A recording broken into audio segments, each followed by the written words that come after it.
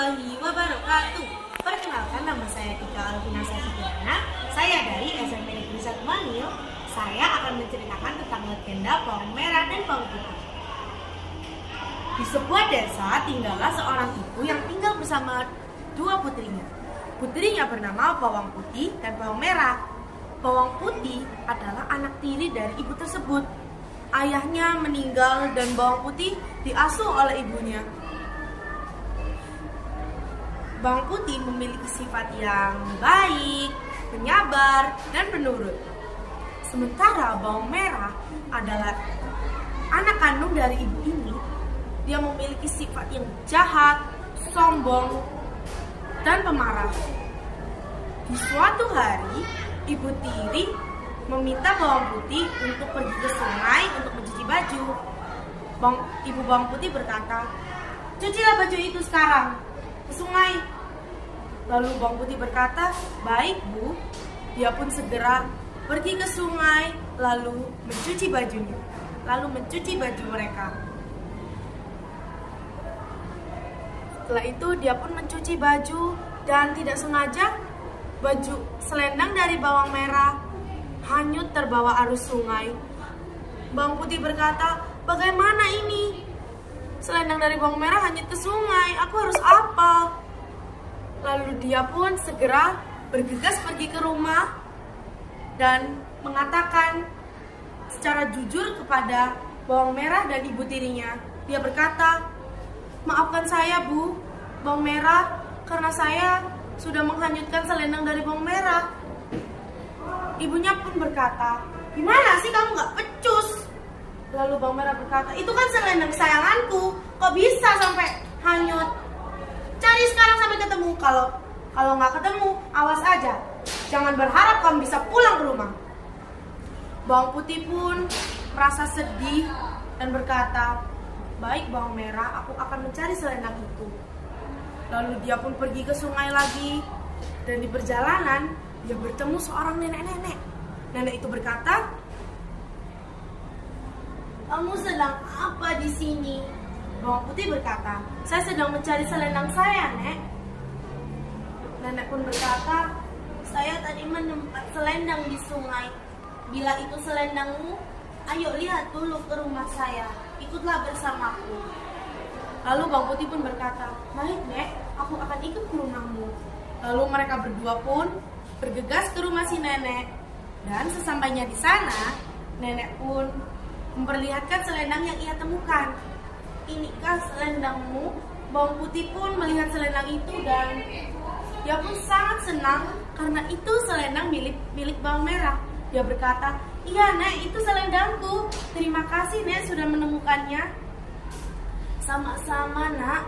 Lalu bawang putih pun berkata, "Sebagai imbalan terima kasih, Nek, saya akan membantu Nenek membersihkan rumah dan membantu Nenek mengerjakan pekerjaan rumah." Nenek pun berkata, "Iya, Nak, terima kasih ya." Lalu bawang putih pun bergegas untuk mengerjakan semua pekerjaan rumah yang ada di rumah si nenek. Setelah selesai, bawang putih itu hendak pulang. Namun nenek berpesan kepada bawang putih, "Aku mempunyai dua labu. Kamu harus memilihnya, yang kecil atau yang besar." Lalu bawang putih pun berkata, "Yang kecil saja, Bu. Saya tidak kuat membawanya jika yang besar." Nenek pun berkata, "Baiklah, ini dia. Tapi ingat, jangan sampai kamu membukanya sebelum sampai di rumah." Bawang putih pun berkata, "Baik, Nek. Dan terima kasih sekali lagi." Lalu bawang putih pun pergi pulang ke rumah ibu tirinya. Setelah pulang, dia pun disambut oleh ibu tiri dan saudara tirinya. "Lama sekali kamu mencari gituan. Mana selendangnya?" kata bawang merah. Lalu bawang putih pun menunjukkan selendangnya. "Ini selendangnya, bawang merah." Lama banget. Lalu bawang merah menyautnya dengan kasar. Dan ibu tirinya memperhatikan labu yang dibawa oleh bawang putih. "Apa itu? Kok bisa kamu mendapatkannya?" Lalu bawang putih menceritakan semua yang ia alami selama dia mencari selendang bawang merah. Setelah bercerita, ibunya pun tidak sadar. Ibunya pun penasaran apa isinya. Buka itu sekarang. Lalu bawang putih pun membuka labunya. Dan alangkah terkejutnya mereka jika isinya itu adalah emas, berlian, permata, dan perhiasan. Lalu ibunya berkata, "Wah, ini bisa buat aku kaya kalau seperti ini." "Kamu kok bisa dapat seperti ini?" Bawang putih berkata, "Saya bertemu nenek, lalu saya diberikan labu ini."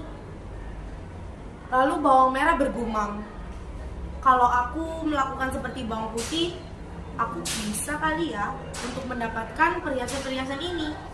Lalu keesokan harinya, bawang merah pun melakukan hal yang sama dengan pergi ke sungai dan mencuci baju, lalu sengaja menghanyutkan selendangnya.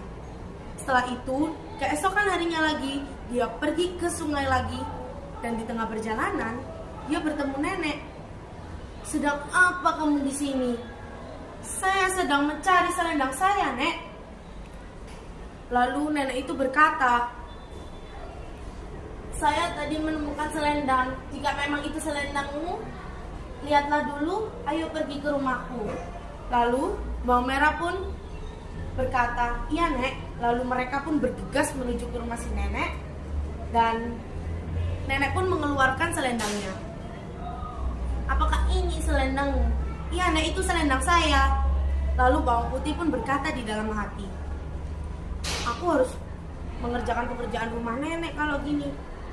Aku malas banget." Setelah itu, bawang merah pun berkata, "Ya sudah, Nek, sebagai ucapan terima kasih, saya akan mengerjakan semua pekerjaan rumah." Lalu nenek berkata, "Baik, Nak." Lalu bawang merah dengan terpaksa dia pun menyelesaikan pekerjaan rumah yang diberikan oleh si nenek. Lalu setelah selesai, dia pun mengambil selendangnya, dan seperti peristiwa yang dialami bawang putih, nenek pun menawarkan labu. Nenek berkata, "Pilihlah labu ini sebagai terima kasihmu. Kamu pilih yang mana?" "Saya pilih yang besar, Nek." Lalu dia pun mengambil yang besar, dan nenek memperingatkan, "Jangan sampai kamu membuka labu itu sebelum kamu sampai di rumah." Lalu bawang merah pun pergi dan membawa labu itu dengan perasaan senang. Dia bergegas pulang ke rumah, dan dia sangat penasaran ingin memiliki emas yang ada di dalam labu itu. Lalu dia pun membuka labu itu sampai terlupa pesan si nenek kalau tidak boleh dibuka sebelum sampai ke rumah.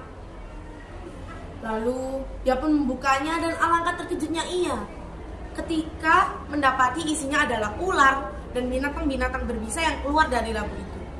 Lalu dia pun berlari terbirit-birit dengan luka-luka yang ia dapatkan setelah membuka labu itu.